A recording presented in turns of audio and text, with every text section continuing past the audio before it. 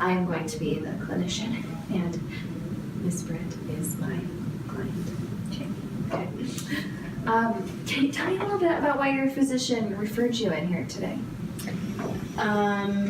Something about a checkup with my throat. Yeah, so your physician just wants us to follow up after the procedure that you just recently had. And what was the exact date of your procedure? September 3rd. Okay. Good. All right.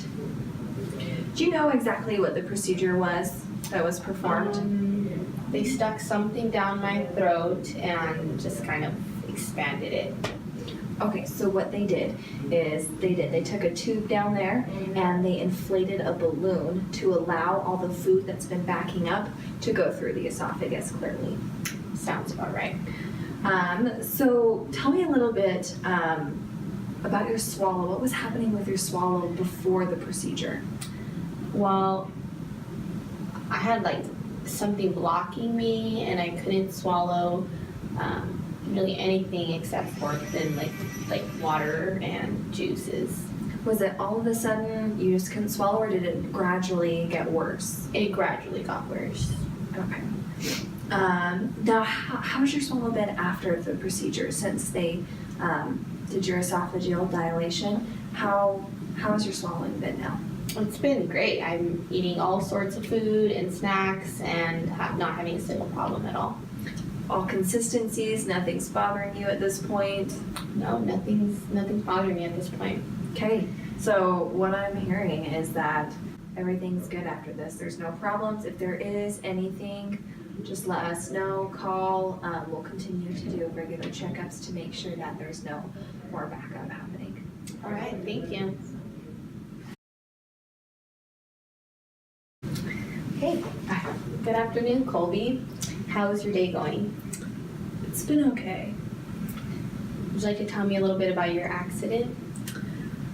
So it was 8 months ago, and we were in a car accident. I was in the front seat, and we got T-boned, and I sustained a skull fracture, a lot of broken bones, some internal bleeding, and I was in the ICU for a lot. And I just keep having this Audi whatever person call and keep telling me I need hearing aids. Wow, that must have been very hard for you. So it's been 8 months. Do you want to tell me why you haven't gotten hearing aids yet? I'm only 25. I am not a grandma. I do not need hearing aids. They look weird. People are going to judge me. They're going to stare at me. I'm too young for hearing aids. I don't need them. I understand where you're coming from, but hearing aids would make a huge difference for you. They would improve your quality of life, your social life, and home life. There's a lot of different options for you that are almost invisible that we can look at. Okay, so Miss Perry, how are you feeling today? I'm just frustrated. This stuttering therapy thing, it just takes so long. I'm sorry. It's like completely normal to feel frustrated with what's going on and maybe feeling a little bit overwhelmed. We hear that a lot, especially when it comes to working with children and their therapies and things like that that are going on. Do you have any support at home or anyone that can help you feel a little bit less frustrated or take some of the weight off of your shoulders? I mean, there's my husband, but he's busy with work, so it's mainly just me. Well, just know that if you ever have any questions or anything like that, I'm always here to help guide you in any direction that you might need. Okay. All right. Anything else? Well, I was thinking maybe we could just start therapy later. It didn't seem to work with the other SLP, and so I just don't see the point of starting right now. Okay, so last week I remember you mentioning before our time got cut short that the therapy didn't work with him before, like you just said. So can you kind of expand on that a little bit more? I guess I didn't really understand exactly what didn't work well last time. I mean, she would give us homework, and we would work on things at home, but, like, his stuttering just didn't improve. We were there for a year, and there was just no difference. It's really important to be able to keep your son in therapy, especially because he's younger right now, and research shows that early intervention is extremely important in being able to help for later on. And I'm wondering, what we can change from your last experience to be able to make this experience a lot better for you.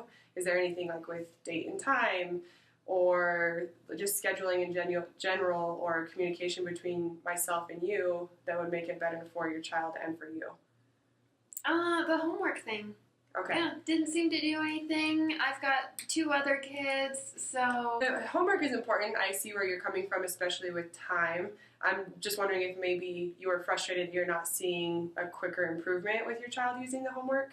Were you guys using it consistently before? it was hit or miss. Like I said, I'm busy with my other kids too. Yeah, I'm sure it's really hard to find time, and I can understand that. Well, if there's any like questions or thoughts about homework that you might have, I can always give you some more guidance about what to expect with homework, or even maybe setting up someone else, a sibling that can help, or just little things here and there that's maybe not so structured that you have to do, because I know you have a lot of other things on your plate. But yeah, I'm here to help.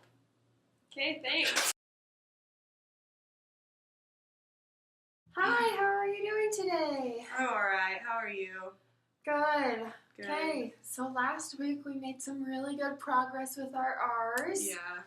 And so we're just going to warm up with some words and see how things go, okay? All right. Okay, so just repeat after me. Run. Run. Rabbit. Rabbit. Race. Race. Race. Good. Okay. Red. Wed. Okay. Try that again. Wed. Good. Okay. Rich. Rich. Good. Roll. Wall. Try that again. Wall. Good. Okay. Race.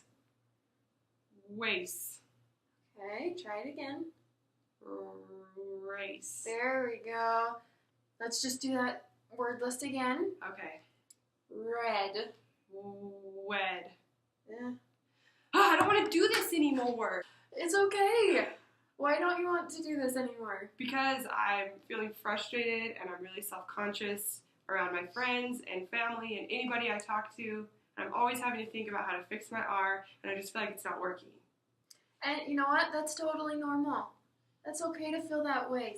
We all have things that we're self-conscious about that we don't like working on in front of other people. Yeah, but mine's every single day. Well, where specifically does it feel uncomfortable? At school with all my friends and at practice, and they're all making fun of me for how I talk. So you said with your friends. Where specifically with your friends? If we're hanging out at my friend's house or at practice, everyone just makes fun of me, and they all just always tease me about my R's. Always. I'm sorry about that. Okay, so when you're with your friends, how do you think they feel about your R's? I don't know.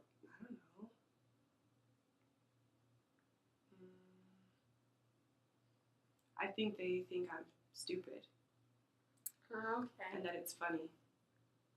It's just different to them. You know what? How about we take a break and we'll come back to this, okay? Okay.